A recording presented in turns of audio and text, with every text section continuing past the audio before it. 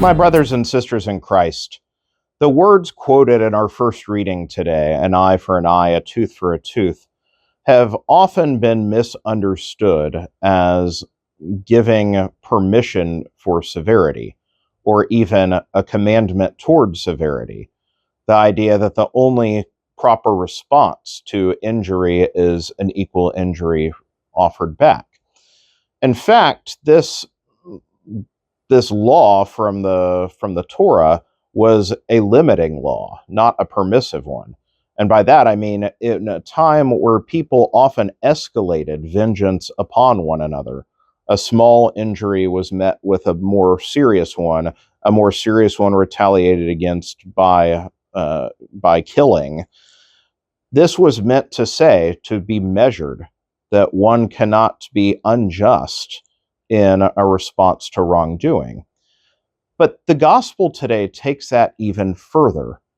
And I just realized I said earlier, our first reading, I speak of the gospel passage today when Jesus quotes eye for an eye, tooth for a tooth. But then he starts speaking in these words of not retaliating, and instead, if someone strikes, then turn the other cheek, give your cloak, walk an extra mile. And again, we can try to take this literally as a prescription of moral law, but we lose sight of what Jesus is quoting. If before people had a sense of what am I allowed to do in retaliation, what am I allowed to do to take my vengeance or my recompense, Jesus' response is the opposite. To what extent should I go in mercy and generosity? Instead, we shouldn't ever ask, what can I get away with? But instead, what can I possibly give?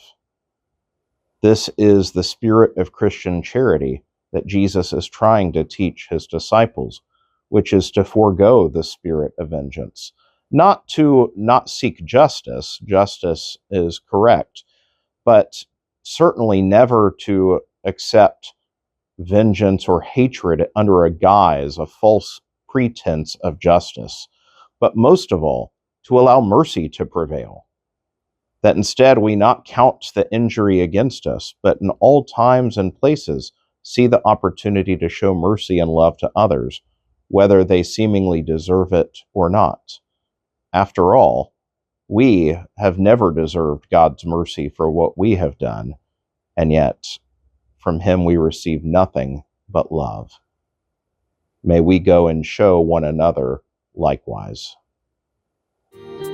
May God bless you all.